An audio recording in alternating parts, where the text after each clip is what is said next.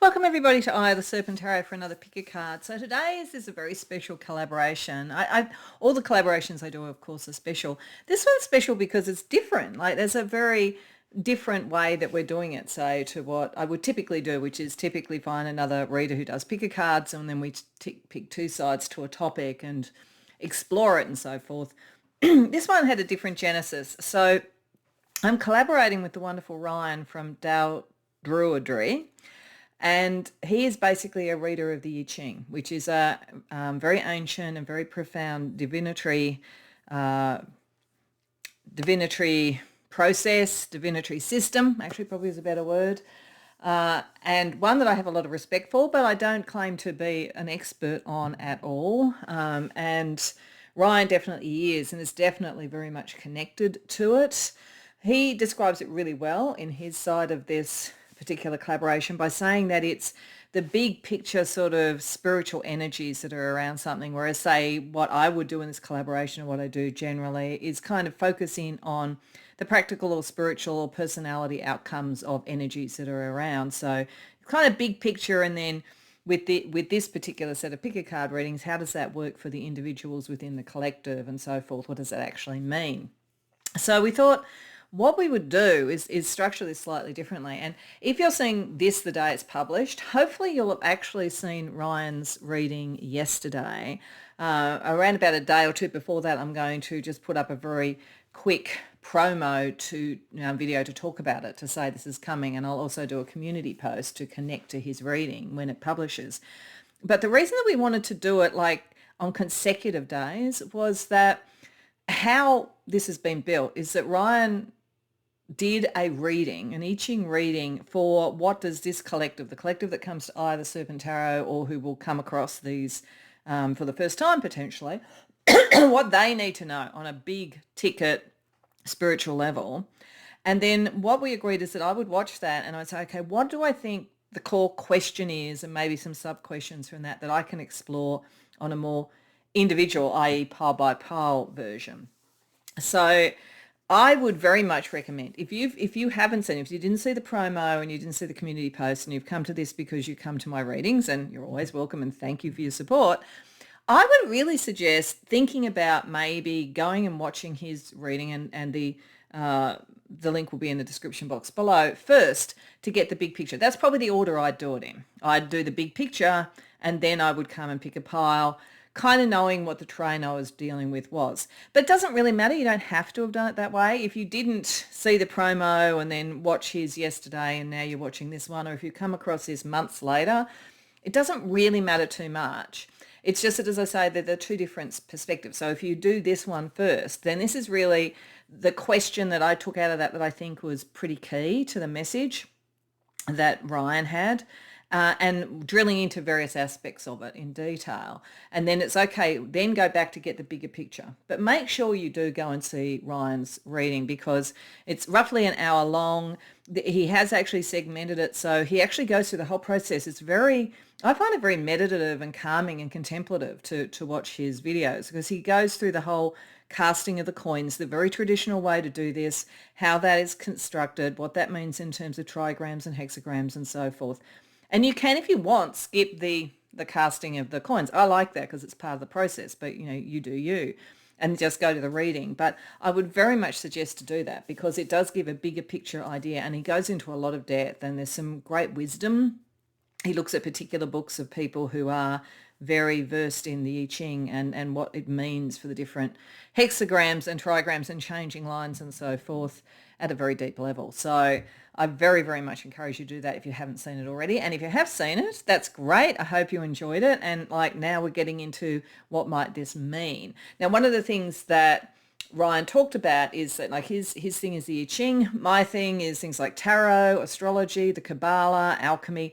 So it's going to be a little bit of all of those things. And you can see we're sort of starting with a bit of astrology to help in the pile choice. So I'm actually taking from a bigger picture thing that he was doing, a question about what brilliant new potential is beckoning to you now, is waiting to be born in you now, because in the two hexagrams and the changing lines is a journey really of going from stillness to go within and understand the energies that are around into sort of joy and activity in bringing something into being. And in the detail of what he talks about, there is some interesting ideas about how to balance that and make sure that you do it best, and to make sure that it's authentic and it's the essence and the essence of the self rather than the essence of the ego. And we'll look at all of that sort of stuff on a more practical level here in the readings as well. So that's the topic. So you, of course, can go to more than one reading if you like. That's always fine. But to help with the choice, what I did is that I shuffled my astrology oracle and looked at pairings of planets to give a bit of a sense about some of the energy about what this brilliant new potential might be beckoning to you. What area are we looking at? What's the nature of it? And so for pile 1, we have Moon and Saturn together. For pile 2, we have Mercury and Venus. And for pile 3, we have Jupiter and Chiron. So one of those might draw to you, particularly if you sort of know astrology well. Otherwise, you might just go by the imagery or whatever works for you. Pause and meditate. Do whatever works for you. When you know what reading or readings you want to go to, as always, I've got the timestamps in the description box below, and I'll see you there. Welcome, pile 1, to your reading. So you come to the reading with the Moon and Saturn. And as I said, this is meant to give a bit of an idea about the overarching energy of what sort of brilliant new potential is wanting to be born in you. And I feel like it's the manifestation of spiritual and psychic ability, to be honest, or a thing that you have picked up sort of psychically, spiritually, or very deeply emotionally. So when I look at the Moon and Saturn together, the Moon is, the spiritual, the hidden, the esoteric. It is also emotional, but I feel like because of the nature of what we're looking at here and the nature of the I Ching reading, it is certainly about getting to emotional authenticity, and that is part of the energy of Ryan's reading. But I feel like it's taking the liminal, the hidden, the emotional, the ephemeral, particularly since we've got Neptune over here as well, into something structured with Saturn. So this is something coming up from the liminal, I think, something inspired, something very spiritual, something very psychic that is meant to manifest, and is meant to manifest over time and with a significant degree of discipline and structure.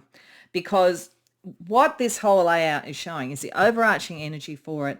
I was using the Astro Kabbalah deck that I have, and I expressly dealt out and found 3 of the Sephiroth, so the emanations from the Tree of Life, the nature of the divine presence as it manifests into the world, to give me a sense of the nature of the energy, almost the origin of the energy.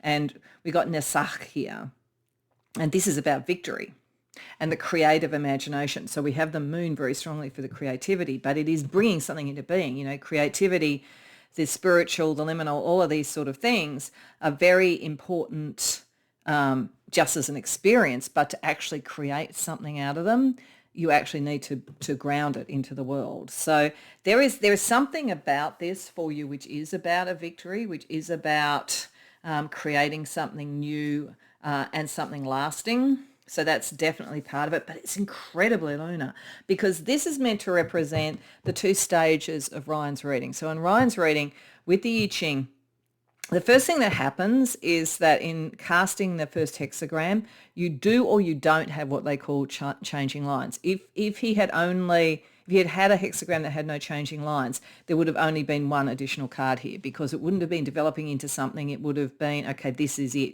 This is the overarching energy, and this is what's being distilled. But because there were changing lines, what that means is you start with one energy, and it is moving into another energy where it really crystallizes on the self level. And the changing lines are very important in terms of how you get there. And you'll see this is built into the structure of this reading as I go through. But what is common about all of it, overarching, and it was common about both the beginning energy, which is about going into stillness and hearing the message and understanding what you need to do. I mean, that's the overarching sense I had of the first hexagram, like going into stillness to find what would be joyous, to find what is ideal. Very much fits with Moon and Neptune, but this is very spiritual. This is very much connecting to the spiritual energy to find the ideal. And so the victory, or what you want to create, is creating an ideal for this group in some way. It's not just, I've had a great idea for a novel to write or whatever. There's something about your ideals and your spiritual direction that you're trying to sort of manifest.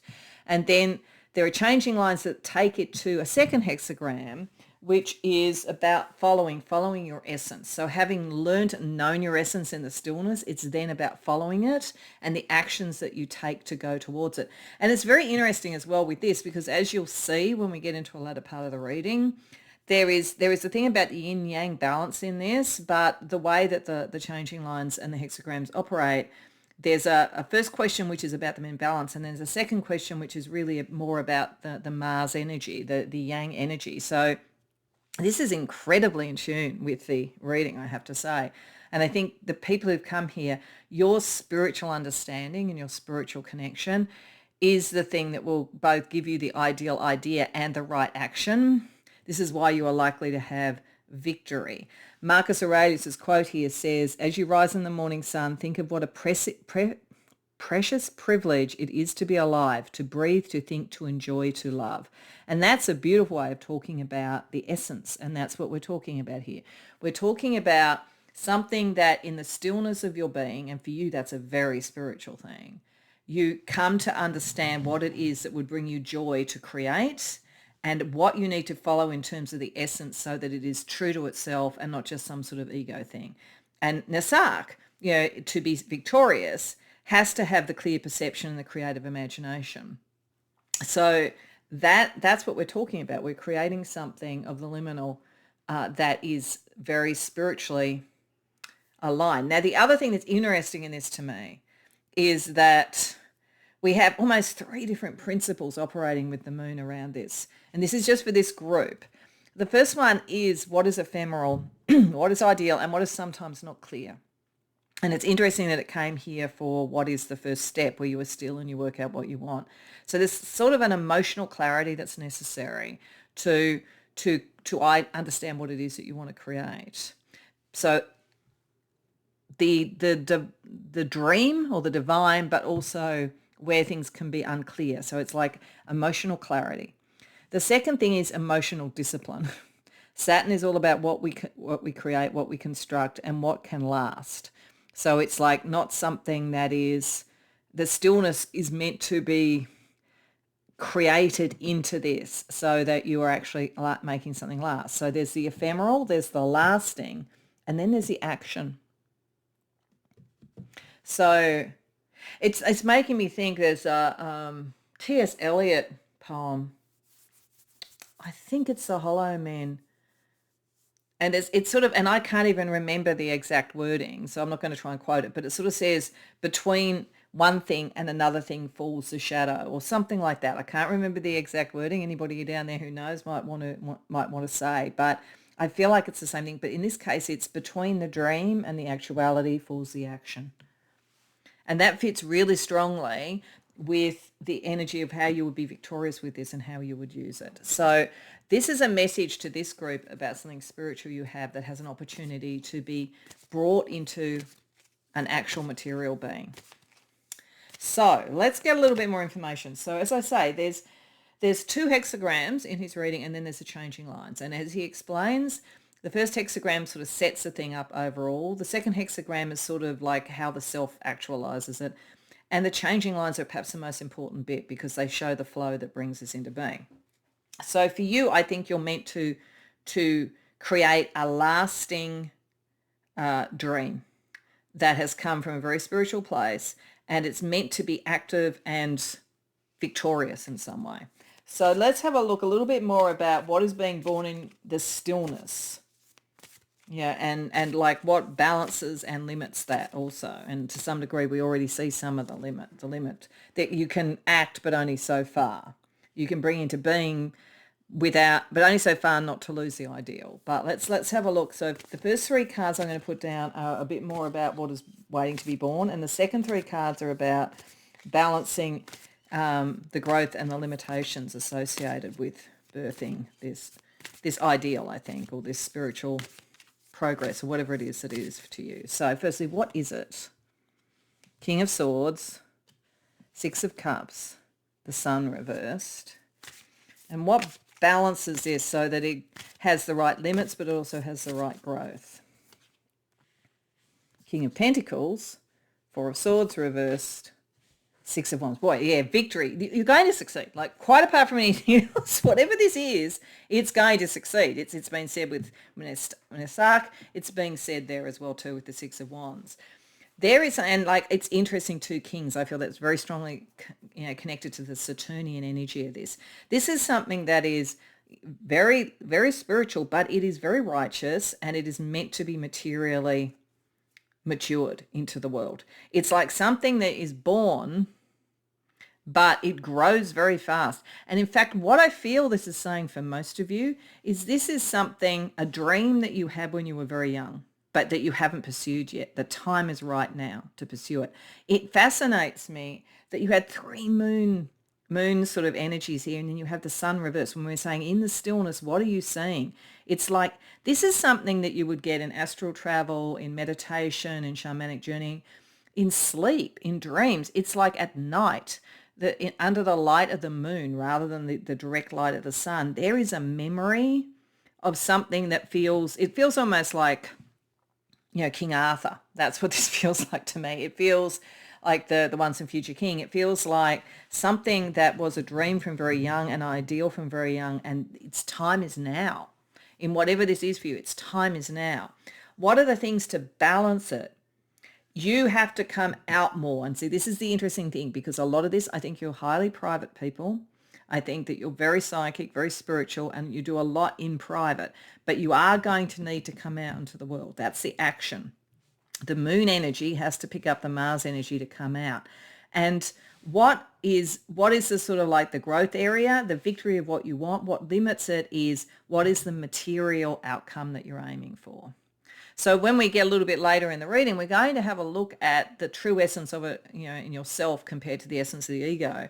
And so I think the thing here is that the ego may want to change the world entire, but the true essence of this might be just to create, a business that's nourishing to something that really matters to you, for instance. So it's like it's how much is about the winning and how much is about the securing of something that will last. And so there's a lot of energy between these, because I feel this is ancient. It may even come from other lives for some of you. So what will then look, because if this is really all about that energy, but it's already picking up some of the action, but it's all about the energy of what you're bringing up from the liminal and what you need to do with it. The second thing is to explore this Moon Mars a little bit more, to explore the essence, because that's what Ryan talks about. The essence is calling in the following hexagram. So what essence, does this call for you to follow? And then we're going to look at what returns to you as a result. So if you follow the energy of this, what returns to you? So if you follow the energy of the moon, uncovering through action, bringing things out through action, what calls to you? Ace of Cups reversed, Nine of Pentacles reversed, the Magician. Wow, this is powerful. You are very powerful people spiritually, I have to say, this group. And what returns to you as a result? Hanged Man reversed, Two of Cups. Oh, wow. Wheel of Fortune. For some of you, now, the interesting thing, because we also have the moon and the sun is reversed here. So one other thing I would just jump in and say, I do think a lot of this is about where the stillness was occurring, because we're looking at this first thing was at night. But the sun and the moon, this could be the return for some of you, given that we've got the Ace of Cups reversed here and the Two of Cups, the return of a great love, a soulmate, something like that. And it may not even be someone that you've known in this life, though maybe you did. For some of you, it may be someone that you were with a long time ago, or even that you grew up with. But for some of you, that's going to be the case quite literally, because, what is the essence? There's something to do with opening your heart and reconnecting with others and using your abilities to do that, to manifest that. And what returns to you, there's something about love or connection there as well too. Whether it's, this is often romantic, but it doesn't have to be. A new way of looking at that, and something about understanding the timing to make it work. It's like, I feel like there's something like either in a past life or in this life, whether it's around love or whether it's around, as I say, some dream that you had when you were young, the opportunity to connect and make that happen and to get the right people to make that happen is returning to you, because when it was there before, it was not the right time. But now it's now almost as though the essence of what you're doing and you has changed enough and is different enough to make it happen, or the essence of the environment that you're in has changed enough to reconnect from something that was not allowed in a time before. So I do feel that we're talking about something new, but it kind of existed before, either in a past life or earlier in your life, but it was unrealized because the time wasn't right, but the time is right now. So then how do we look at the changing lines in between, which you will see with Ryan's reading has a lot to do with getting clarity and preparation for the change and facing any fears or desires we have. So let's get 3 cards for how do we get the clarity and prepare, and 3 cards for how do we face any fears or desires that are associated with this. So the clarity energy for you, 3 of Pentacles, 9 of Swords reversed, 7 of Cups, and facing any fears or desires, like both sides of the fence. The Lovers. Yeah, I think for many of you this is about a significant relationship. It doesn't have to be a romantic one, but for many it will be. Temperance, 8 of Swords. Okay, all right. So how you prepare for this, how you get the clarity, is stop worrying for a start. You don't need to worry. The timing is right. Victory is assured. Do not worry about that. And don't worry about whether this is realistic, because it is realistic. It might have been coming out of what feels very, very much like dreamland, or your kind of secret desires that you didn't feel could ever be, or some very past dream you had that you didn't think would happen. Stop worrying. It's real for a start. The clarity is saying it's real. You don't have to worry about that. The main thing to work on is, who do you connect with to make this happen? Whether it's a lover, friends, or whatever. There is work to do in connecting with people. So that's one thing to think about. This can't be done entirely on your own. You're very powerful with the kind of magician energy in manifesting something, but it's not something that you do on your own. This is connected with other people.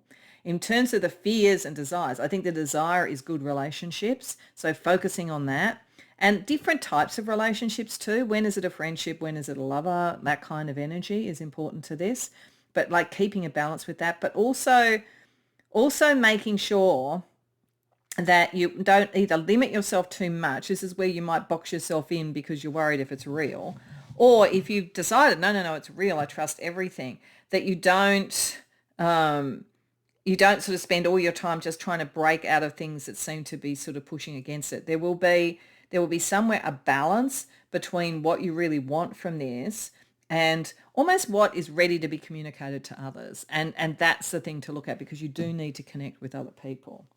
Okay, so let's have a look and see if we can see what, what external energies and so forth are applying in this to you. What else, other people, the situations, and so forth. So we're just going to get a couple of Fata Morgana cards, because it's a similar, or it's the same creator as this tarot, and I just sort of felt that this has that kind of otherworldly feel that was right for this sort of a reading.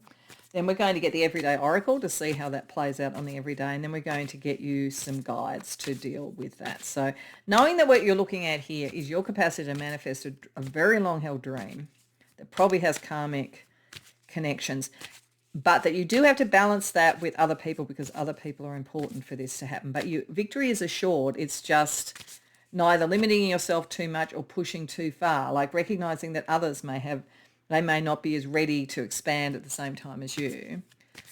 A couple of elements around this spiritually for you. Firstly, abundance reversed. Okay, I think this is coming out of a period of time where you didn't feel the time was right. There's something about this that didn't work before, or you didn't feel worked before. So this is to think about, what does abundance mean to you?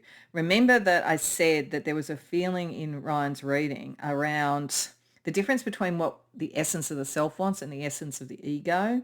Really defining for yourself spiritually what abundance would mean, that is not egoic but is actually about the essence of what you're trying to create, will be helpful.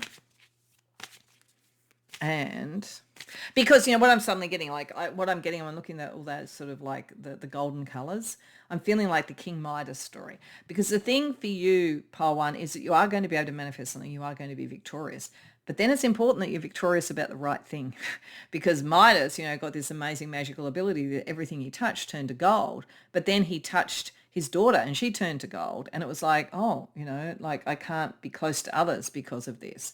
Others are important in this. I'm not saying you're literally going to become King Midas. I'm just using it as an example of like being really clear. In that stillness, it's really important to feel into that emotionally about what does this actually look like? And this is also why Saturn's important here. What are the actual implications and consequences of what you're trying to bring in? It's really important to know that before you move into the action with the Moon and Mars. And Sand Dancer reversed. So I feel like that is looking for what is new and being ready to look at what is new. I think this is telling you something about timing. Timing wasn't working before. It is going to work for you now. But in that still moment and before you turn to act and you dance, you need to have defined these things. Because as I say, like you have a very powerful manifestation ability, but if you're like King Midas, you might not manifest exactly what it was you wanted if you haven't cleared out what is about victory for the ego compared to victory of the essence. So what everyday areas do this particularly come out in? So for the abundance, toxic. Okay, yeah. What hasn't worked before? What didn't work before? What would be toxic if it came in abundance? Is too much money going to be an issue? Do you get too isolated if that's the case? Too many options for romance and you can't choose someone.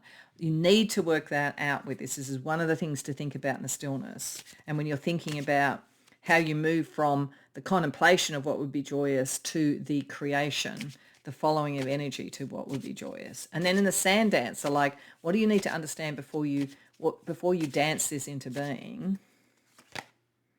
The podcast. Okay, what do you want to communicate to the world? That's why we have the Magician and to some degree the King of Swords so importantly. There's something about this that you need to communicate to others. So you need to be really clear on what it is your message is and what you're trying to achieve, because once you start to communicate, that's when the dance really begins, and you need to be clear. So the clarity energy is really important around this. And that's sort of like knowing that what you're doing can happen, it's realistic, but who do you need to connect with and how?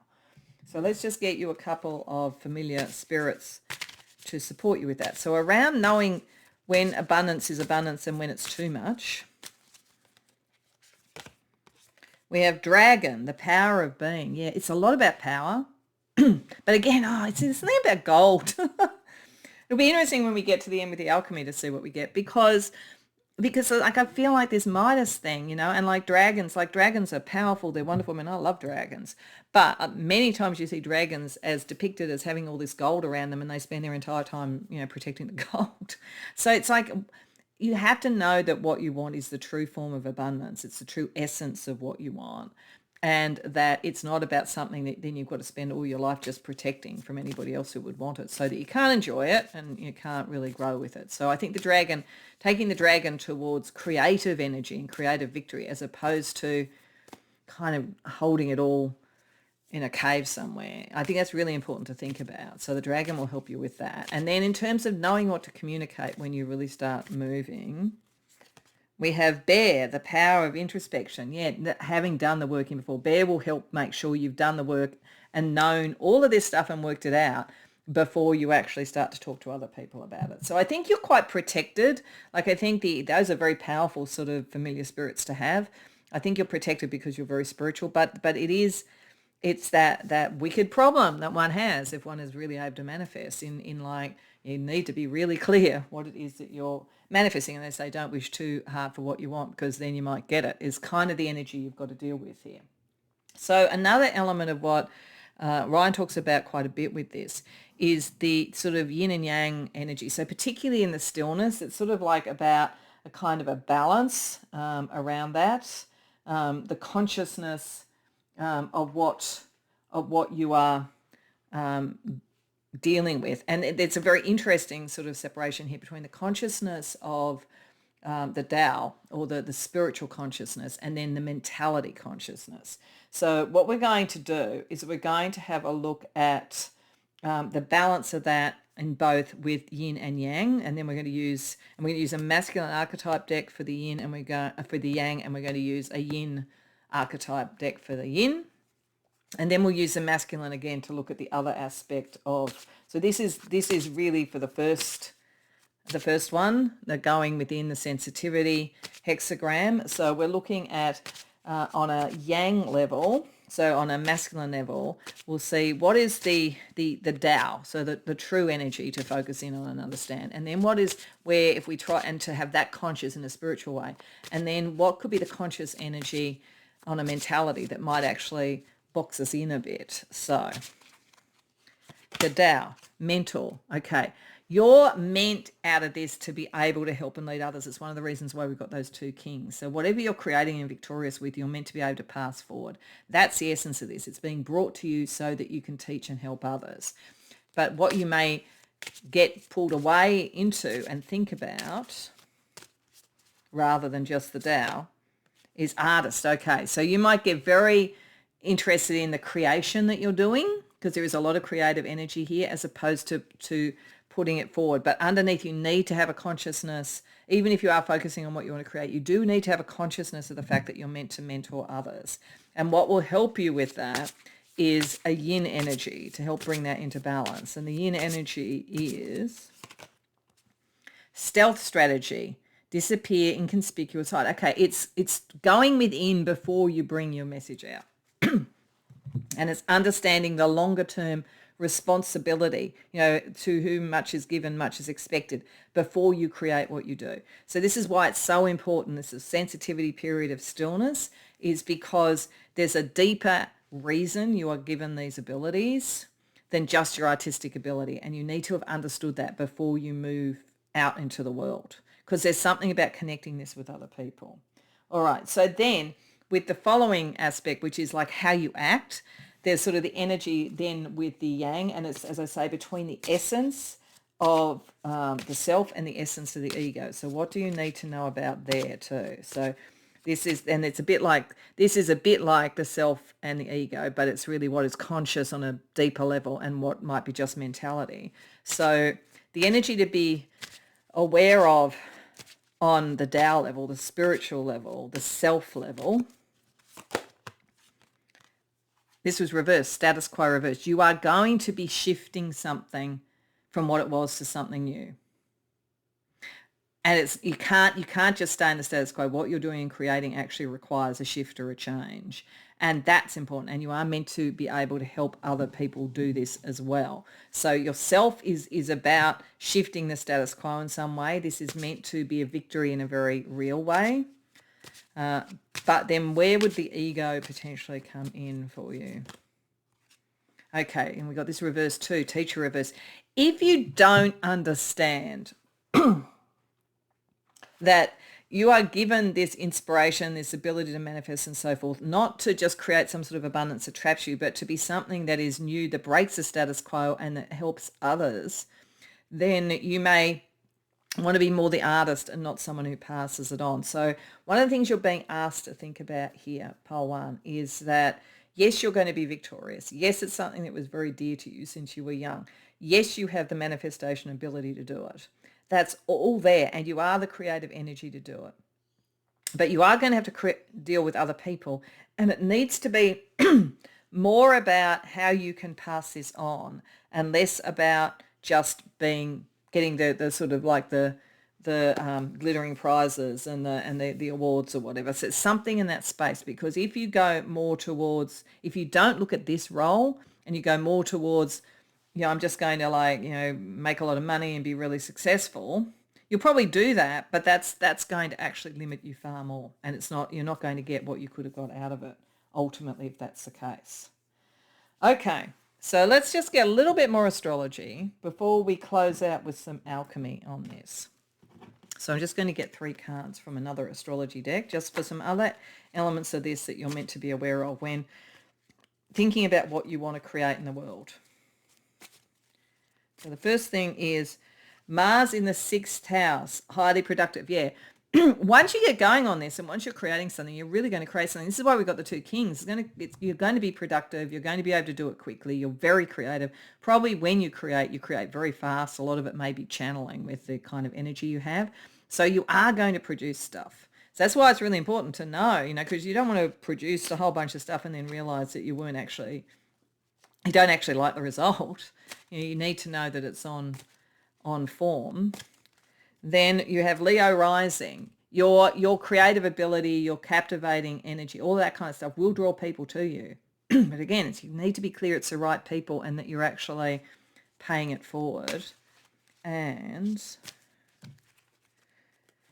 Uranus in the 6th house, strong feelings of external disapproval. Like, yeah, maybe when you were young, for many of you, you weren't able to do what you wanted, or maybe others have not believed in what you wanted to do before, but you are ready now to do this. This is potentially a big risk around ending up in this space, because it could be if others haven't approved before, teachers haven't approved or given me the tick or whatever it is, I'm just going to do what I want. But remember that you can actually be to others a different way than what they were to you. And that's a really important thing, because you've got 2 6th house things here. This is about serving others.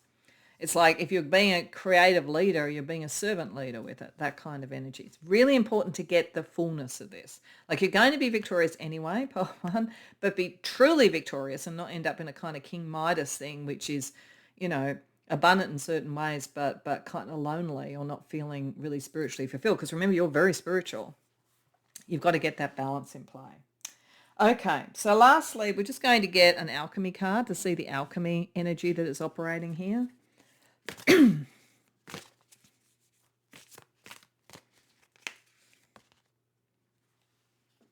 Sap of the moon planet. Well, that makes perfect sense with all this moon energy. There's something very liminal, very spiritual, very ephemeral, very fey about all this, and yet you are going to manifest it. But it is sort of something mysterious. Now, what I really feel I want to do is I normally just sort of talk about like what I feel when I see the alchemy card and the alchemy stage. But because Ryan actually reads some very profound text in his, I want to read you the text from the Wild Unknown Alchemy deck about these. So I'm going to do that in each of them, because I do think Kim Kranz, is an exceptionally talented deck creator, and what she has to say is always worth contemplating.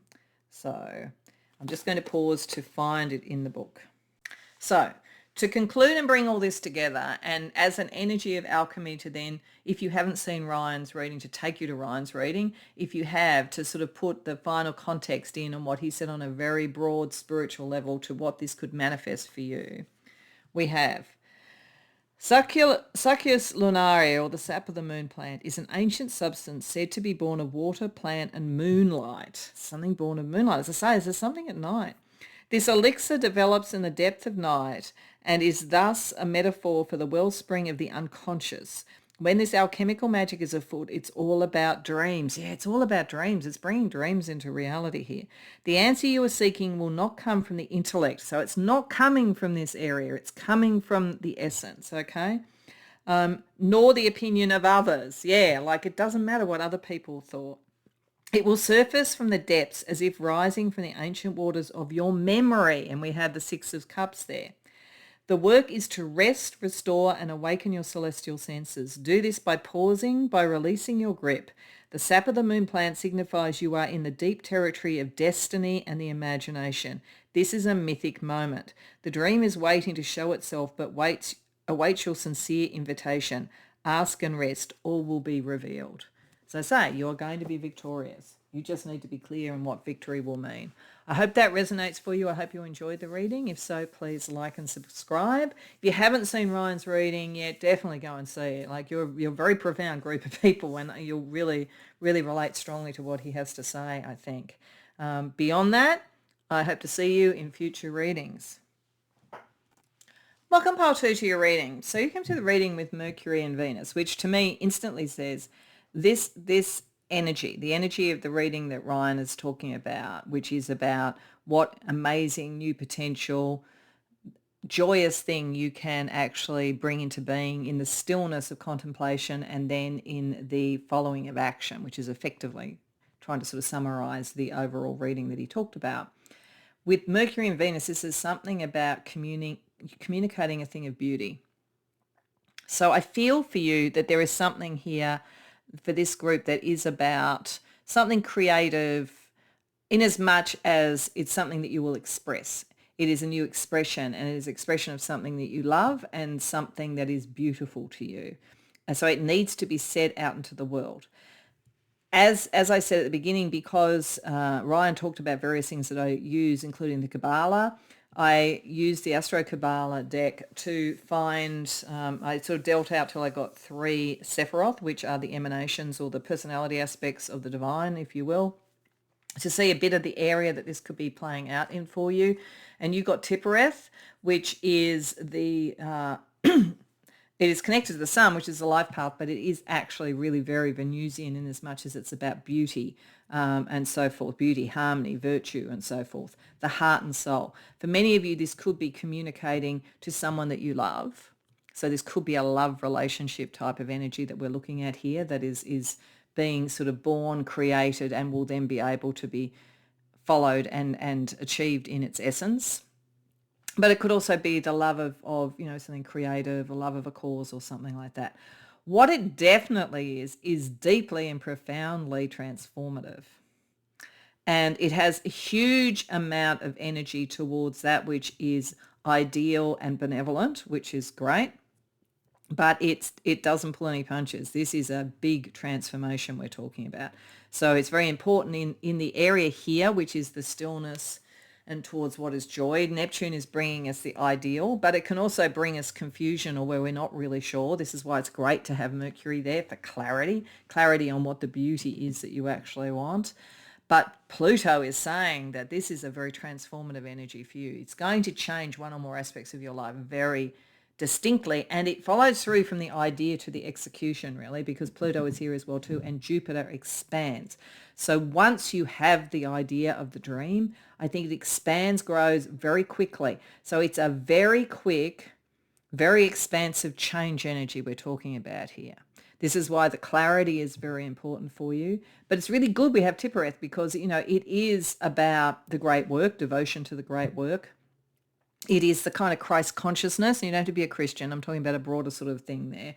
Christ consciousness sort of energy that the heart in many ways of the tree of life, heart and soul as it says there. So there is something beautiful to be created, deeply transformative, whether it's in something in yourself, something in your life, something in a relationship. We'll see as it goes through. But I feel almost as though this is saying, this is very, very important. I mean, in the overall reading, it's sort of like this is about understanding the thing that wants to be born, and this is about following the true essence as opposed to the essence of the ego. It's really important because this is so transformative to understand for you what is the truly beautiful, clear thing that you are going for, because once it starts going, it really goes rapidly, because I feel like with Jupiter, it sort of like expands. It's almost like going into supernova. It's like whoosh.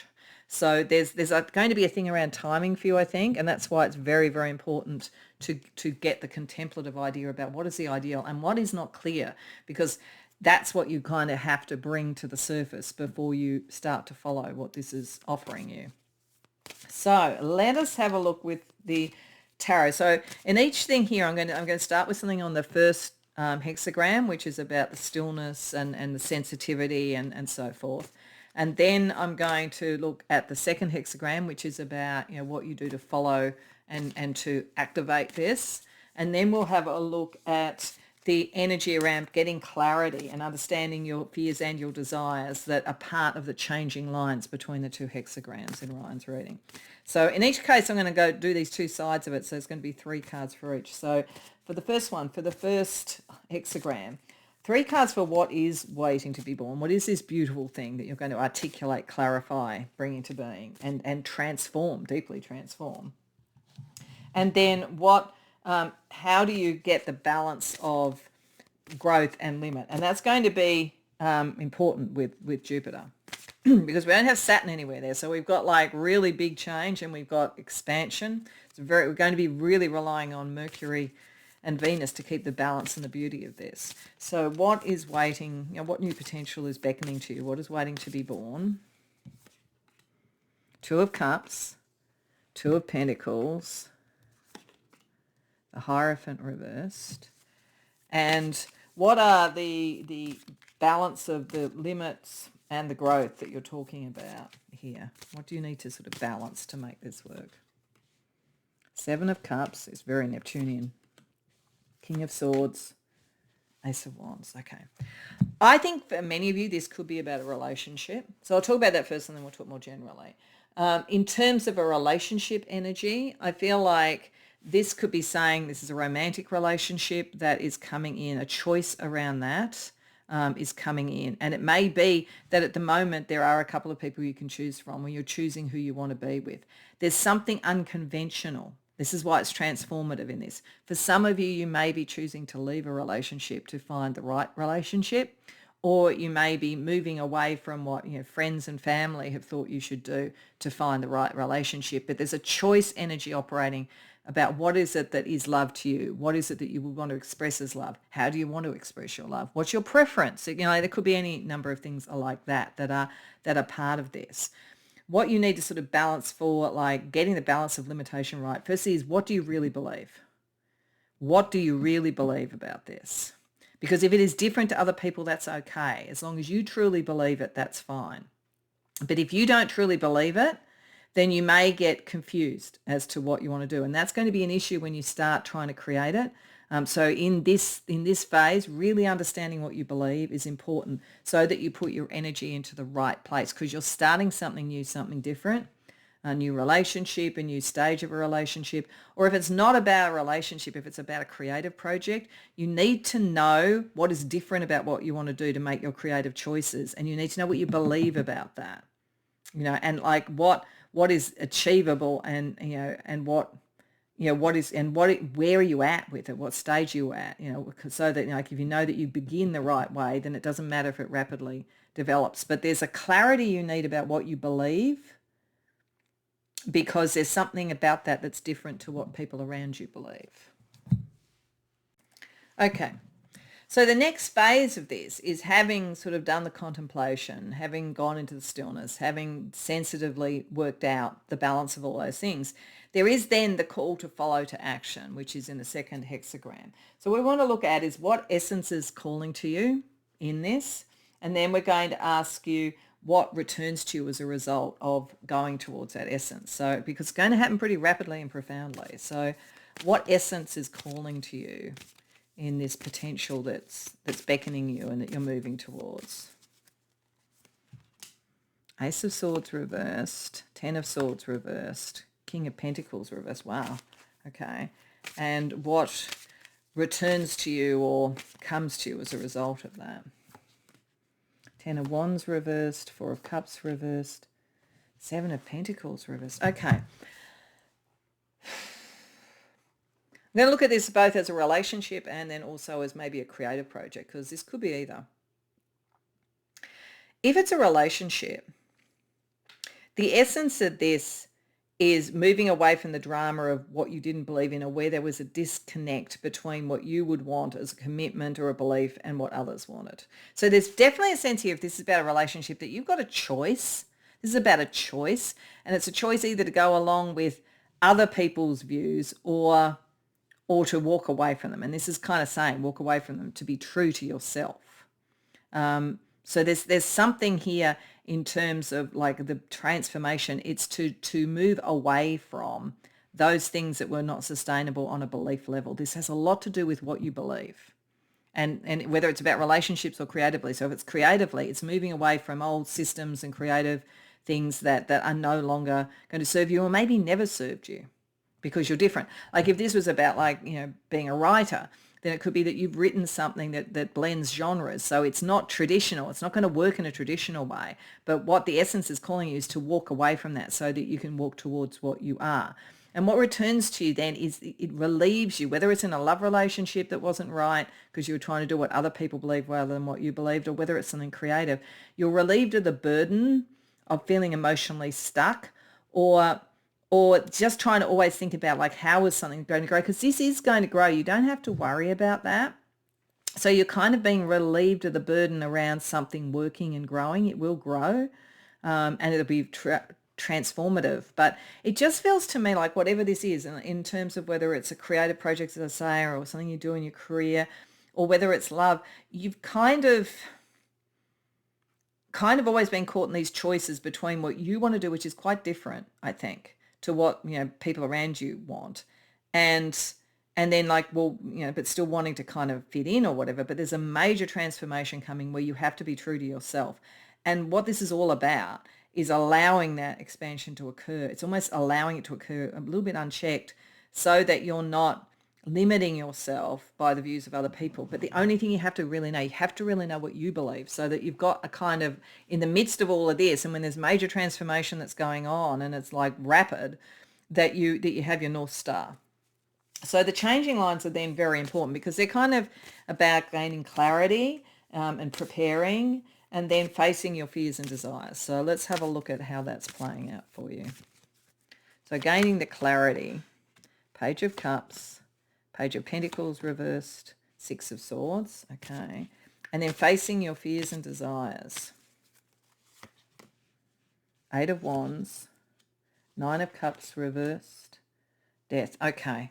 All right, so the clarity here is that the heart needs to lead this. This is why we've got the clarity is connecting with the heart, with Venus. It's not a material thing.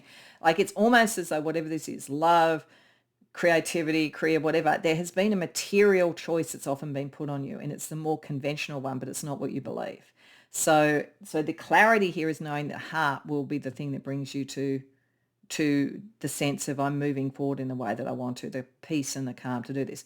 Not worrying about the material outcome or what the material world thinks about it, because this transformation is deep, and it's about beauty, and it's about love in some way, and it's like that would just slow it down. This is meant to just go to your heart. That's where the clarity is.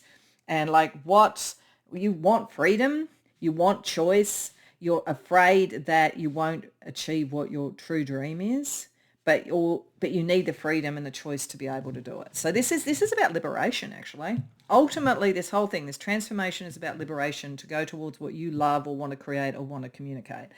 And that's why it's so important. You just need to know what you believe, and you need to know what you feel. And the rest will really look after itself. Even if you're a little bit afraid, can I have everything? Like, nobody really knows whether we can have everything. But the big thing of this, the big opportunity, is the freedom to choose. This is what this is all about, the freedom to choose. Okay, so let's have a look with the Fata Morgana, just a couple of like energies spiritually for you, sort of for the 2 hexagrams, then what that looks like on an everyday level, and get you some guidance, some spirit guidance. So going deep within to know what it is you truly love and truly want to express. Yeah, it's coming out of where you have hidden that away. You can't really hide that away anymore. And then acting towards just the growth of following your heart. Following your heart and what you believe. Abundance reverse. It's interesting, they came up for one of the others. So this is like, that you may be walking away from a long-term relationship, what appears to be a lucrative option or something like that. But this is all really important. The true abundance and the true expansion is about choice and about being in alignment with the truth. This is moving away from things that you can't. This is like you're moving away from something you cannot sort of go along with anymore. So knowing that that's the important thing, and that leads to benefic change. So it is going to be good, but you have to be prepared to do that. What are the everyday energies around that? So around the unveiling of truth, the thing that is kind of bubbling up to have to be seen and said at this point. Squad goals. Who are your people? Who's your team? Who's your partner? Who are your people? Who would you team up with? Because I don't think that you're around the person or people that you really want to be around at the moment. And then what would it mean to fully identify what abundance meant to you? Chemistry, the right people. Yeah, it's all about the right people. You can't be with the right people until you actually give up the wrong people and express who you truly are. That's what this is really saying. And whether it's in love or whether it's in creativity or career or whatever, that's what this is all about for pole 2. So what familiar spirits can help you? Firstly, Tiger, personal power. Yeah, going into your personal power. Rather than, and then you will find people around you. You're not going to be alone, but like you need to go into your personal power to speak your truth. And B, extract the honey of life. Yeah, to get the right connections, the ones that you're going to enjoy, the ones that are Jupiterian, you know, or even Neptunian, like the ideal, the sort of benefic energy. You need to go into your personal power and your personal truth. This is what this is all about. Okay. So the other thing that is interesting is the yin-yang balance between the two hexagrams. Ryan talks a bit about that. And in the first one, there's a sort of a question around what is the consciousness energy. So there's the consciousness of the Tao. So the real thing around this is consciousness is a spiritual thing. What is that at its deepest level? What do you need to really be aware of and be spiritually conscious of? And then there's where the mentality gets in the way. So what kind of version of that or energy of that could kind of jam the frequency a bit, or do you need to be aware of? I mean, they might be kind of complementary, but the first is more important and the second one needs to serve it. And then we'll have a look at a yin level or yin energy to balance that. So the Tao of consciousness energy with the yang principle for you around this. Aggressor reverse. Okay, so this does not require you to have a big fight with people.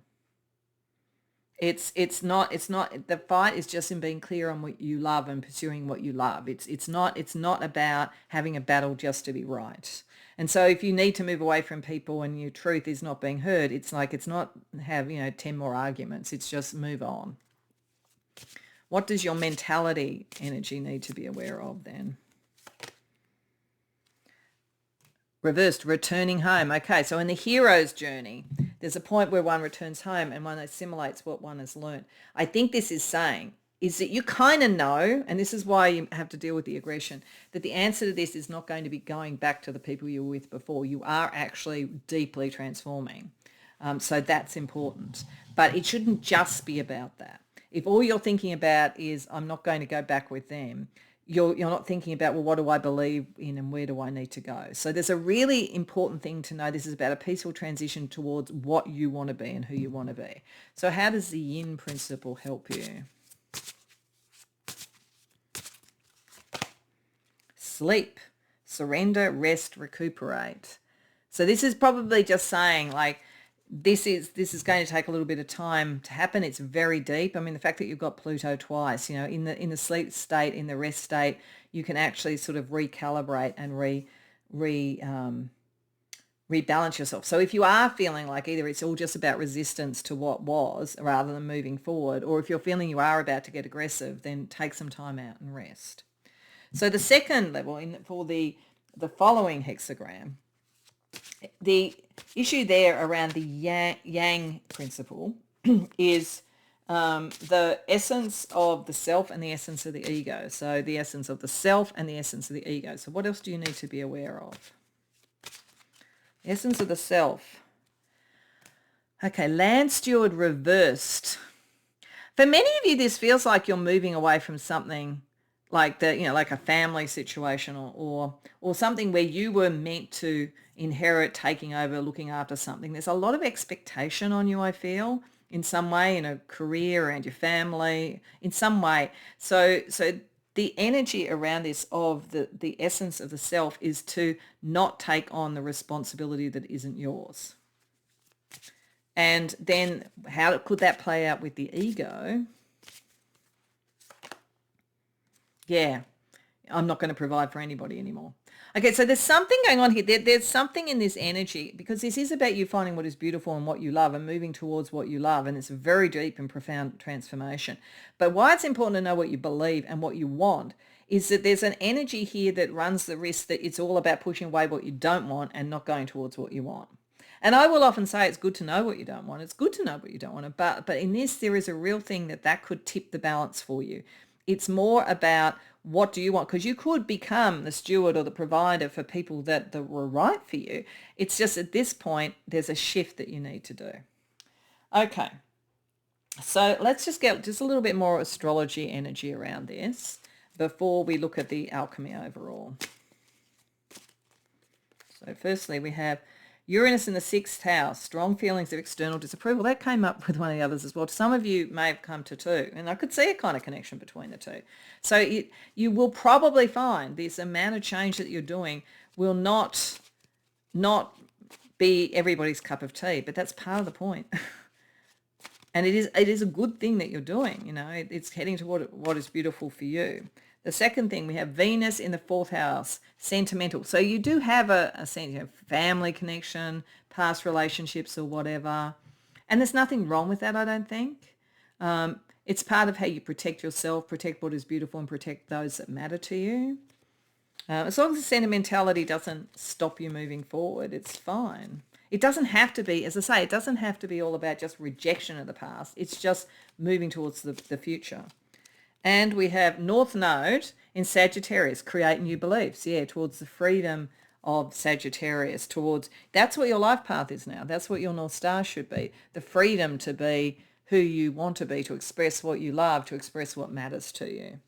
Okay, so to finish off, just going to get an alchemy card to see the alchemy energy of the reading for you. Oh, Pluto again.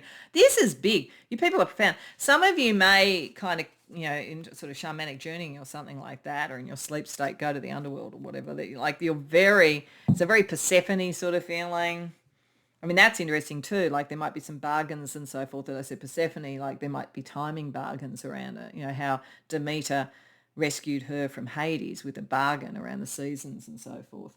But what I do want to do, because this is just deeply transformative and deeply depth psychology on steroids really around all of this, for you to become towards what you truly love and what you want to express, and to know that deeply enough and clearly enough to be able to expand in the way that you want. And that's what I would overall get from that. I do want to read you from the book, because Ryan reads from certain books in what he does, and it's very profound the way that he does it. And I do feel that Kim Krans, who created the Wild Unknown Alchemy deck, is a very profound author as well as deck creator. So I'm just going to pause and find Pluto in the book, and I'm going to read you what it says to close out the reading. Okay. Pluto's realm is one of deep and undeniable power. Known as the planet of the underworld, Pluto has a captivating effect that pulls us into its depths, leading to all things excessive and Dionysian in nature. Now, Jupiter can be excessive, so be aware of that as well. Images of the resurrection, possession, the sacred heart, birth, sex and death are all symbols of Pluto's volatile energy. When this card shows up, know that everything will be amplified as if through a live wire. And that's very true with the Jupiter, with the Pluto. It's when this really starts happening, it's big and it goes quickly. This is why you have to be very, very clear. Okay, it's all about power and maybe even addiction. Though Pluto's force field can be ruthless, this tiny planet pushes us towards necessary growth. When we follow its mesmerizing pulse, we are taken into the depths to be changed. There's no point in pretending the underworld is not at work. Admit that you're in it and find the support you need. Not making it worse is a big accomplishment. I think for you, there's a lot of things here about beauty and clarity and everything to help you make sure that it isn't a matter of just making it worse. But this is powerful. It's big stuff. And you're going to have to learn your own personal power and how to manage that appropriately with others so that you move towards the people and the connections and the beauty that you want. But there's a lot of promise here. I hope that resonated for you. I hope you enjoyed the reading. If so, please like and subscribe. Do go and see Ryan's reading if you haven't already, because this is profound and his reading is very profound. And if you have, hopefully that's kind of given you a bit of an idea about how this energy is really operating for you. Beyond that, I hope to see you in future readings. Welcome, pile 3, to your reading. So you came to the reading with Jupiter and Chiron. So that is sort of like the benefic, expansive energy connecting with healing. Of course, the expansive energy can sometimes expand too much, and the healing energy can sometimes become the wounded healer. So there's always challenges with every astrological planet or asteroid. But overall, I think that it is suggesting that this particular reading, connecting to Ryan's reading about what amazing thing are you going to be able to sort of like connect with, potential something to be born in the stillness of sensitive contemplation and then follow and create, is going to be healing and is going to be benefic. So we know that as a starting point. One of the things also that I wanted to include in this reading was something from the Kabbalah, because Ryan mentions that I use that a lot and I am very profoundly connected to the Kabbalah. So I felt what I would do is that I would shuffle the Astro Kabbalah deck I had and deal out till I get the first 3 for the 3 piles, a Sephiroth. So that is one of the emanations in the tree of life. It's a bit like personality aspects of the tree of the divine, or the tree of life, if you will, to give us a little bit of an idea about the area or the energy around this particular reading. And then this is the first hexagram, which is about the identification really of the new potential in the stillness and what would be joyful. And then this is the following hexagram, which is about how we then go and manifest it, what we understand of its essence and move towards creating it. So this is profound. When we're talking about what's in the stillness of the first hexagram to find the joy, we have a double Pluto. So whatever healing and benefic energy is profound, it's deeply transformative. I feel in one of the other readings there was a strong Pluto emphasis, and I sort of said I think you kind of will gather some of this almost, from the underworld or from the depth psychology, and the same is happening here. You don't want to do anything by halves. This is a very big healing energy, and you are looking at how to maximize that transformation. And I think you're prepared to deal with anything as a result of that. So that you kind of like going, tell it to me all. It's like you went into a therapist's office and you said, tell me everything. Don't hold anything back. You're saying that to spirit. You're saying it in general. This is a profound change. I want to profoundly heal. Binah as an energy is creative. It's deeply creative, but it is a tricky, it's an interesting energy for this, because Binah is like the divine feminine. In the Kabbalah, you have what is called the supernal triangle, which is Keter, Chokmah, and Binah. It's the first three Sephiroth. Keter is the divine essence. Chokmah is like intellect without emotion.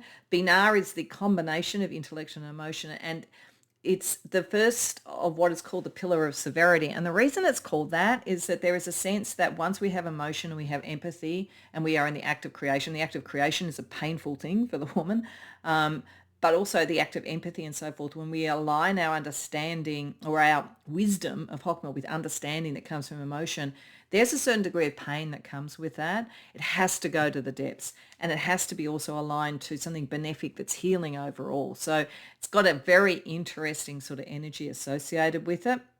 It is about understanding, to know, to dare, to will, to be silent, to manifest. And that's really what this whole reading is about. But, there is sorrow associated with this before you can get to faith. And it's about the balances. So, the benefic, expansive growth energy and the healing energy and so forth. So there's something very profound in terms of healing here for you. That's what this is about for you. And when it comes to the essence of it, to the following, it's connected to your life path and who you are. It can be to lead you to the ideal, but one of the things you're going to have to watch out for with Neptune is it can also be illusory. So I think this is why you want this energy to be so profound and deep. It's like, I'm going to heal this and I want no stone unturned, because when I'm moving forward to creating, I want to create the ideal out of this. I do not want to have kidded myself. I don't want to have fooled myself to think, oh, that's fine, everything's great now, when in fact there was something else that I needed to work on. So there's a profound commitment here to the healing of yourself or the healing of a situation, and you're going to go through it. And what you want to make sure is that it's towards the ideal and not sort of like, it's not, you would not want to take the placebo, in a health situation, for instance. So what we're going to do with tarot is that we're going to go each of the hexagrams, and then we're going to do some energy around the changing lines, because the fact that there's two hexagrams means that in this first one there are what they call changing lines. You'll see all this if you've already seen it if you've seen Ryan's reading, otherwise you'll see it if you go and see Ryan's reading after this. And the changing lines are really important in how the whole thing manifests. So in many ways, as Ryan says, are the most important part once you have a couple, because what is the movement? It's the book of change. That's what I Ching is. So we're going to look at each of those like in turn. So firstly, we're going to look at this Pluto. So this is deep. So we're going to look at firstly what's waiting to be born, what's the potential, what's beckoning to you. 3 cards for that. And then we're going to see how do you balance the sort of offering of that and the limits of that, so that, again, that it's realistic and ideal, it's not illusory. So what are you finding in terms of profound healing and growth in such a big ticket exploration of self or a situation, whatever it might be. 5 of Cups, 10 of Cups reversed, King of Pentacles, okay, reversed. And then what are the sort of like potentials but also limitations you need to be aware of when doing your double Pluto examination? The Fool reversed, the Chariot reversed, the 5 of Pentacles reversed. Okay. So firstly, this is something very deep that's on an emotional level. 5 of Cups and 10 of Cups reversed, whether this was something that comes from family dynamics, and it could have, with King of Pentacles reversed, it could have been a difficult relationship with the father or some difficult relationship with the mother because of the connection she had with the father. Could be anything like that. Could be like kind of ancestral karma that's operating with the King of Pentacles reversed and the 10 of Cups reversed. But whatever it is, you are dealing with an emotional hurt, an emotional disappointment, and the need to move past it. It's like, and it could even be past lives, but like, I think for many of you, this is going to have been something in the family or a very, very close relationship. It could also have been that you've been in a long-term relationship, you maybe had children and you've divorced or something like that. But this is a profound issue around the kind of formative or formed emotional commitments and something that was disappointing. So there's something here about understanding that so that you can bring about something that's more healing and good for you. So your potential is to heal from something profound, as I said, and it's in an emotional area. The potential opportunities and limitations. This is something you know well. I do feel there's something karmic about it. So I think even it's either ancestral karma and you're actually going to shift ancestral karma for your family or something like that on a very profound level. And you know that, and you're going almost on a kind of a hero quest into the depths to do that. Or you've known this from a past life, or you feel you've understood this, you've seen it before. And so like it could have been that you had a relationship that didn't work because it actually manifested similar patterns that you saw in your family. But there's something familiar about this, and that's part of what helps you move forward. It also puts a little bit of a break so you don't blow everything up with Pluto. Because that could happen with a double Pluto and then Jupiter. It could be everything, throw the baby out with the bathwater. It puts a bit of a limit on that by reminding you that you don't want to be alone. It's not about the end of this is just to be alone. The end of this is meant to move towards something healthier in the emotional space. Okay, so let's have a look then if that's kind of the Plutonian journey. What is the sort of essence of following? What is the action towards your life path and having the ideal and having the clarity associated with it? So we look at what essence is calling to you by this reading, and what will return to you as a result of that. Return to you or come to you as a result of that. So the essence that's calling to you to follow, to move, to act. 8 of Wands, King of Swords, Temperance reversed. And what either returns to you or is given to you as a result of following that. Hermit, 3 of Pentacles, 2 of Pentacles reversed. Okay.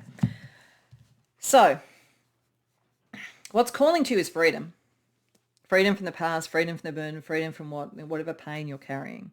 And a clarity and a feeling that now things are right. And something has to be rebalanced for that. It could be within yourself. It could be within others. Interestingly enough, too, I'm being really drawn to Binar because, as I say, Binar is the third Sephiroth. So you've gone through Hogma. Hogma, which is the realm of the kings in tarot. It almost has it easy because it's just pure thought. So there's almost part of this is taking you back to that. If you'd reached Binar, if in this sort of thing you'd reached Binar, you'd kind of had the wisdom and then you would bring in the understanding, and that's painful. Going into the depths brings you back to the clarity where it's almost that you can detach, have the freedom to detach from where things are out of balance. So I think there's almost, it really is like it's almost like you could almost sit in the underworld and sit separate to yourself and look at your life and what it is you want to change, and you could look at it very objectively. So the essence of this is an objectivity, I think, that frees you. Then if we look at what is returned to you or what comes to you, there is the contemplative spiritual path. But it's also saying that you can be with other people. So it's not like you're going to be alone. You get to choose, though. there's what's returning to you is more a sense of a choice about who is in your life and what you do with that, rather than just doing it out of duty or habit or something like that. Okay, so then let's have a look with the changing lines. This is all about gaining clarity and proportion and preparation for what you're going to do, and then how to face your fears and desires. So how do you get the clarity, the proportion, the preparation, to move from the understanding, I think, to the actualization? And then what are the fears and desires that you're facing? So the clarity and preparation. Queen of Cups reversed, Knight of Cups reversed, Judgment. Yeah, this is very karmic. And then what are your fears and desires? Sun reversed, Knight of Pentacles reversed, the Star. Okay, all right. It's very, very true of the energy of those two planets. So when we're looking at the clarity here is almost a non-sentimental one. It has to be a non-sentimental one. And it's like getting the clarity to be able to understand when you maybe gave up your own emotional authenticity for the call of romance or for the call of other people's emotional needs. So it's about that. And there's a calling. Like this clarity is just saying the time is now and you have to do it. And it's big and you have to do it now. And you have to do it quickly. Judgment is always something you kind of need to respond to quickly if you're going to get the benefit of it. The fears and desires. The desire is to find your new North Star. And I do think you will, because I think you've got the courage and the bravery to do it. But the fears are, can you see it through? Is it really manifest or real? And is it truly your path? Because it's sort of like if you are dealing with a lot of pain and a lot of healing, sometimes it's like, well, what am I beyond that healing?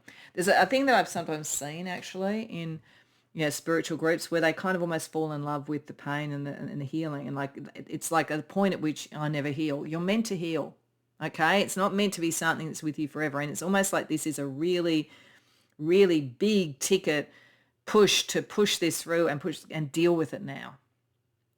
But you worry that, oh, is this going to just scab up and then the scab will come off and then I'll be wounded again.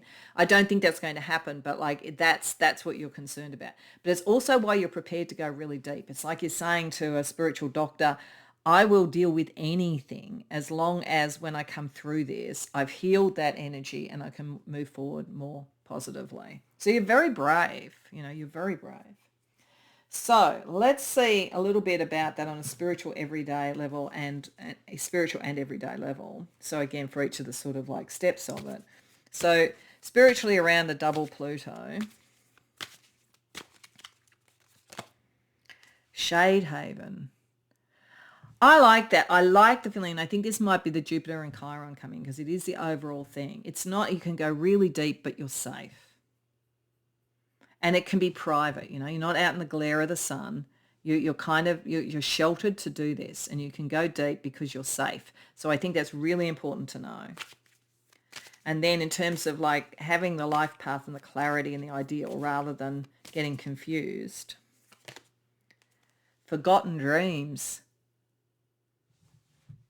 This is like, there's things you wanted to do. I think you put yourself aside for other people, for relationships or whatever. That's what you're going to be able to revive and rebirth basically. And they're not illusory. If you've done the work, they are not illusory.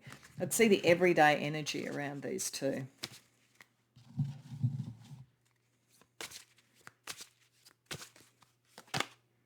The T.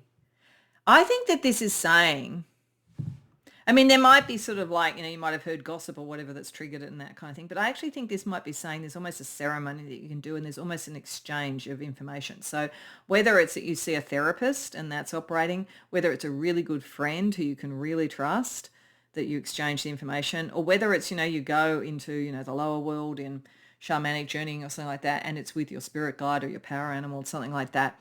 There is an exchange of information and there's almost a ritual process to it that can make it feel safe and healing. And I almost feel like, like look at herbal teas that are healing as well, because that will be really helpful for you. And around reviving the forgotten dreams and getting back on your soul's path. Fresh sheets. Oh, fresh sheets with the forgotten dreams. Sometimes spirit is really, really specific. Like this is, yeah, like out of this dream state, deep state, this change is the new beginning. It's interesting. Like I was only thinking the other day, because I sort of moved somewhere where I'm living in a studio apartment. I like that. I like the kind of minimalist sort of feeling. But like one of the things that really, really disciplines you to do is to make your bed every morning, because I wasn't the most disciplined person with that. But there's something really good about that. And I remember somebody saying, like, really make sure you make the bed every morning and you get fresh sheets every, week or two, whatever, that kind of thing, because it's sort of like, it's just a ritual of care for yourself. So I think there's sort of something in that. This is like, it's starting fresh, having done the work. So it's really, really helpful. Let's get you a couple of spirit guides, animal guides, to help you with this. So with the actual exploration, which is deep for you when it's double Pluto. Leopard, ambition and strategy. This is reawakening your sort of sense. Like when you really understand this, you can see the strategy to get what you want. There might be a very, very suppressed strategy within you that actually can now be reborn. And then with the fresh sheets and getting back to your life path and what you wanted to do and what your dreams were, we have cat, independence. Beautiful. Yeah, the cat's going to sort of, cat's very clever, very strategic, very feline sort of energy here, very strategic, very clever, and independence. Yeah, like really being able to make these decisions for yourself now, clearing whatever this energy is. So that's very positive. Now, the other thing I want to look at is that in these two, there's a sort of a yin or yang balance, because the I Ching is yin and yang. So in the first one, Ryan was talking about, firstly, in terms of the yang energy, the consciousness, which is of the Tao, the true spiritual consciousness that's involved in this reading. And then there's the consciousness that's mentality. Now, they don't have to be at loggerheads with each other, but they can be. And it's very important, if there's a dissonance between the two, to go towards the Tao, not the mentality, because that can limit it yourself too much. So we're going to look at that around this first thing, around what you're dealing with, the Plutonian energy. And we're going to use a yin energy to just see the balance, to help balance that. And then we're going to have a look at the following sort of, the hexagram, the following hexagram. And then that one, we're going to look at the essence between yourself and the essence of the ego and what you need to understand about that. But firstly, the Tao of truth, of the essence of all of this sort of thing, the conscious Tao for you. Inventor reverse. What have you suppressed within yourself, which is new, that you could invent or you could do? You could create that's something new. Because that's kind of like, if you looked at what the really deep wound is here, whether this is about love or work or family or ancestral stuff, there's something that is inspirational in you that has been suppressed. So it's to get back to that sense of you can invent. And then when we have a look at the area where this becomes mentality that we have to be aware of, addict reversed. What in this situation made you feel addicted? How do you liberate yourself from that? For some of you, you may have felt beholden to others to be able to invent or do things, or under the control of others to do that. And it might be sort of separating yourself out of that. But if you just think of this as an addiction to the pain, and it's also about the healing, then you need to go to the inventiveness. Actually, that's what this is saying. It's saying that you can get addicted to healing. If you felt that was going to happen, or that you're worried about that, and you're going, well, what do I do with that? It's going back to how do you bring your inventiveness up, your strategy, because that's what you're meant to connect in with. How can the yin energy help you with that? Oh, this is interesting. This came up for one of the others, sleep. Yeah, going into sleep, resting when you need to, not pushing yourself till you need to, not trying to make the healing happen so quickly. Just allow yourself the rest and the relaxation and the recuperation that's necessary. Okay, so that's in dealing with the really deep stuff that you're trying to process through. What about the essence of yourself in this versus the essence of the ego? So the essence of the self, which is a bit like recreating the connection to the inventor, the inner inventor and strategist within you. The essence of yourself, returning home. What is your home? What is what you want to do when you've been on this quest, when you've followed your North Star? What would you want to be when you returned home? That's the thing to think about. It's like the essence of yourself is, I do think, like, even if you're breaking free from patterns like in family that were an issue, it's like you heal those so that you can return to what you always wanted to do, your forgotten dreams and all that kind of thing. But what about the essence of the ego? So if it's about coming home to yourself, what would the ego perhaps be pushing? Crossing the threshold. The ego is all about the doing of it. The ego is all about the hero's journey. You know, like, yes, I'm going to do it. It's all about, I'll go down to the underworld, I'll do it. But what this really should be about is, how do you return home to yourself? Okay. And that's what will heal you ultimately. It's not just, I'm brave enough to do it. You're very brave. Like, you're brave on steroids. There's no question about that. But it's like, what is home to you? How do you come home to yourself, basically, once you've done this? Okay, let's just get a little bit more astrology insight into it, a different way of looking at the astrology energy.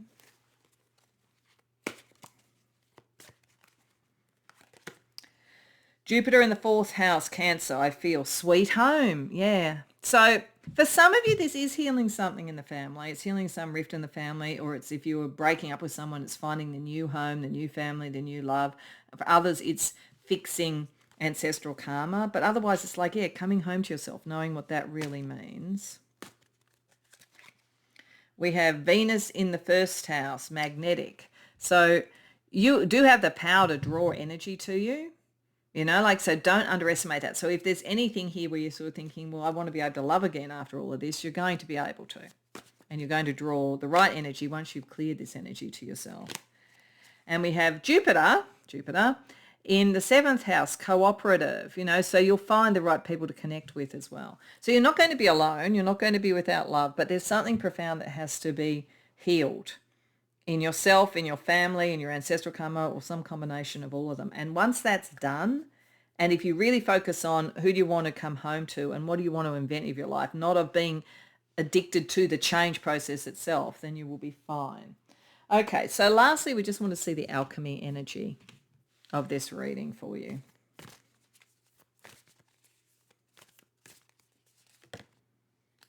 Wow, the androgyne. That's very profound spiritually. That's like the male and female balancing really well. It points a lot to this energy, I would say. But it's a high level spiritual ability, which also points to the possibility that some of you are clearing ancestral karma and so forth. Some of you may have had a falling out with your family if your preferences or the way you wanted to express yourself was different. And like the transformation is owning that and knowing who you are. It just depends on who's come to it. But this is about real inner balance and a very high order spiritual ability. Now, what I want to do is, normally I just talk about what I get intuitively and my understanding of alchemy, but Ryan actually reads from some texts in his ones, and I find that's very centering. And what I feel is, because I think Kim Kranz, who does the Wild Unknown Alchemy deck, is very profound as both a writer as well as you know, a creator. That I want to actually read for you to close out the reading what this card says, and bear it in mind in all of what we've talked about in your profound healing journey here. The androgyne is a deeply revered image in alchemy. Born of Hermes and Aphrodite, Hermaphroditus has been classically depicted as a balanced union of divine masculine, the sun, and divine feminine, the moon. Yet today's alchemist knows the androgyne is far more nuanced than that. It encompasses the infinite spectrum and reveals itself in ever-changing, non-binary forms. The divine hermaphrodite defies definition, as it is a deeply personal, felt experience. Accessing this fluid and enlightened state requires us to slip into the contradictory realm of the senses. Breath by breath, we are drawn into our limbs, our fluids, our orifices, organs and cells. We let go of rules and labels. Judgment is suspended. The gods are present, as are the creative mysteries of the underworld. For a brief moment, we hold all of our complexities in one loving form. Like a newborn, we know not our name, gender, age, or location. We are the embodied artist, embraced unconditionally by the sun and moon. That's very beautiful. That's what you can get in this profound state of change and contemplation. So I hope that that resonated for you. I hope you enjoyed the reading. I do hope that you've seen Ryan's. If you haven't, go and see it, because it's a very profound change we're talking about here, and I think that you'll get a lot of depth from what he did in the reading that inspired this set of readings. So I hope that you enjoyed it. I hope you enjoyed his and you enjoyed the collaboration. If you want to share in the comments, I'd love to hear. Otherwise, I hope to see you in future readings.